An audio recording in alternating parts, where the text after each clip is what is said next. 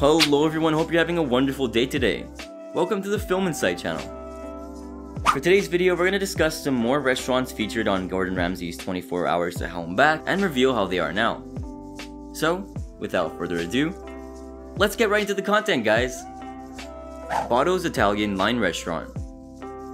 Located in Swedesboro, New Jersey, Botto's Italian Restaurant is owned by Robert Botto Jr. and his brother Vincent, Henry, and Dominic. Being opened in 1998 by their father, they eventually took over after his sad passing, but things only went downhill from there. Racking up close to $900,000 of debt, the brothers were in desperate need of change, so they called out to Chef Gordon Ramsay for some help. Arriving as usual in a disguise, he brings along his head of kitchen Mary and a decoy Gordon at the restaurant's wedding table. Sitting in the corner of the room, Ramsay watches as his decoy orders some classic Italian dishes. Not only do they think the food tastes spoiled and rancid, they feel like the decor is drab and uninviting. Robert asks the decoy diners if they would like another dish, but Mary's given the signal to reveal their true intentions and asks the owner to gather the staff. Removing his disguise, the famous chef asks everyone to come outside to view the hidden footage he captured of the kitchen. What is shown is absolutely shocking, with there being rancid meat, rotting vegetables, flies on food, and an insufferable chef. Forcing the customers to leave, Ramsay asks them to revisit in 24 hours when he's turned the restaurant around.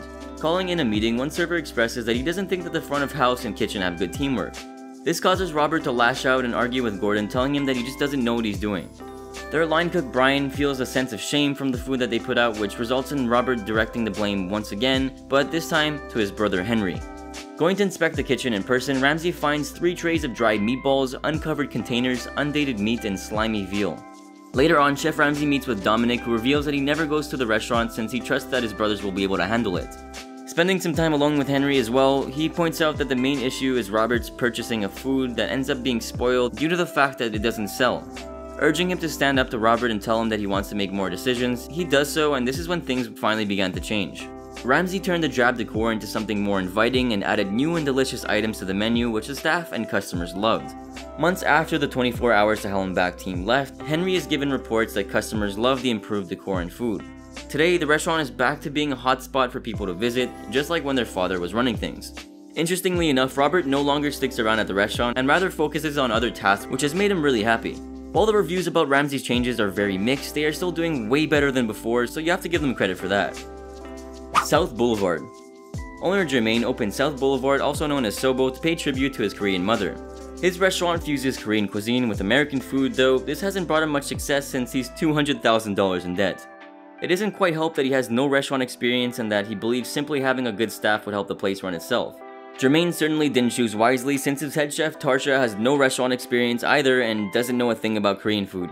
The owner's girlfriend Whitney doesn't have a clue how to run a restaurant either, but is so dedicated to hope that she quit her job. However, as a result, this caused a lot of conflict in the relationship, which makes the atmosphere even more toxic. Urgently needing some support before everything falls apart, they call out to Gordon Ramsay for some aid. Arriving undercover as an audio crew member, he sends in Alex Hall, a chef from his Hell on Wheels truck, to go in as recon. Gaining access to the kitchen, he notices that everything is disorganized and that there's some cross-contamination. Already having seen enough, Ramsay heads into the dining room and asks the waitresses to gather the staff. Showing them footage from his hidden camera, the team gets to see how filthy their kitchen is with rotten produce and how clueless the management can be. Ramsay's recon comes back with a disgusting tub of pre-packed salmon and extremely old asparagus. Later on, he kicks all the patrons out and holds a meeting with the staff. One staff member admits that the kitchen hasn't cleaned in over 8 months and that the fridge doesn't work at all. Another exposes the fact that a lot of the employees are not paid on time, which seemed very uncomfortable for them to admit.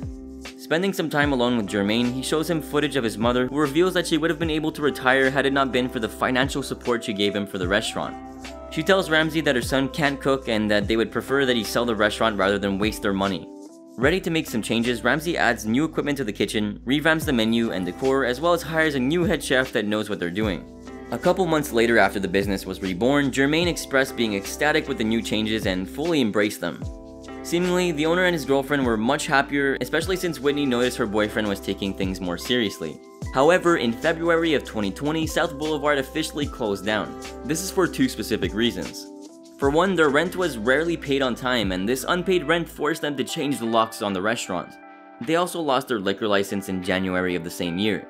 It's quite disappointing since the reviews were mostly very positive after the episode was filmed. The Park Restaurant and Bar. Kieran and Angelica Stone opened the Park Restaurant and Bar in Oak Park, California, near a collection of picturesque ranches that you would often see in movies. Unfortunately, most of the area was ravaged by the recent California wildfires, and it deeply impacted the restaurant. Having been open for 3 years, the risk of losing the business has steadily increased since their profitability was very low. Things got so bad that the owners had to let their manager and chef go since they were no longer capable of paying them. Desperately needing the guidance of a professional, Kieran calls out to the legendary Gordon Ramsay for some help. When Ramsay arrives, he's disguised alongside some local firemen and sends in Super Bowl legend Rob Gronkowski with some friends as a distraction. The decor is quite drab and dingy, and one unused section of the restaurant perplexes Ramsay since it looks like an oyster bar. Gronkowski's table orders a ton of food that arrives swimming in grease and overall tasting dreadful. Revealing himself, Ramsay gathers the staff and brings them to the Hell on Wheels truck so he could show them his horrifying hidden footage. Everyone is disgusted by the footage that exposes their filthy kitchen, expired products, freezer burnt food, meat stored in blood, and the clueless owner who drinks on the job. Calling a staff meeting without the owners, no one thinks anyone is in charge except for a worker named Katie who is there from time to time. Without a head chef, the staff feel like they were abandoned and have nowhere to look for some guidance. Inspecting the kitchen, he finds a tray filled with half-cooked chicken mixed with Brussels sprouts and another tub of meat soaking with blood. Meeting with Angelica later on, she explains that she isn't happy about the amount of time she spends away from her children and how it's stressing her out. Confronting Kieran, Ramsay explains to him that his wife is in a role that she doesn't want to be in and urges him to let her leave if he values his marriage. Ready to make some changes, the famous chef removed the oyster bar, changed the decor, added a new stage, and installed a POS system. He also hired a new head chef and completely convinced Kieran to let his wife distance herself from the restaurant. We have some great news about this rescue. Months after Ramsay left, the Park Restaurant and Bar is still open and doing very well. However, both Kieran and Angelica have decided to separate. A lot of the original staff has also left as well. On the plus side though, the restaurant has 4 stars on Yelp. Southern Kitchen. For this last quick entry, Gordon Ramsay visits the Southern Kitchen restaurant in Virginia owned by Shane and her daughters. When arriving, he's disguised hilariously as a woman who's part of a woman's book club. They all order staple Southern dishes which come back poorly presented and void of any flavor. Eventually getting the staff to gather around his Hell on Wheels truck, he reveals the hidden footage he captured of the kitchen. It shows breakages, the constantly ringing service bell, menu items missing, and Shane shouting at the staff. As usual, he gets all the customers who are still inside the restaurant to leave so he could hold a meeting with the staff. In essence, the staff believes that there is a communication issue, that the environment is always toxic, and Shane expresses that the staff just aren't taking their job seriously. Meeting specifically with the kitchen staff, he presents them his new menu and tells a worker named Dre to take charge and keep Shane away from the kitchen. Asking Shane's daughter Chelsea if she truly wants to stay at the restaurant, she admits that she's only there because it's her mom's dream to have a restaurant. How sweet. Ramsay admits that he really wants the restaurant to be successful, but not if it will cost the daughters their dreams, who have been burdened with the responsibility of running a restaurant. Later confronting their mother about her daughter's true feelings, she runs off tearfully but eventually accepts that she needs to let her daughters pursue their own paths. After giving the restaurant some new decor and adding easy-to-make dishes to the menu, the restaurant was reborn. Today, it is still very much open and busy every day since the food has dramatically improved. Chelsea has cut down her hours to 3 days a week so she could focus on other things. All the reviews on Yelp are mostly positive, which is a big step up. Well, that'll be all for today's video here on the channel. I do hope you enjoyed, and if you did, be sure to drop a massive like down below and comment your thoughts. Subscribe for more content like this and turn on those sweet bell notifications for instant access to our content. Have a good one, guys.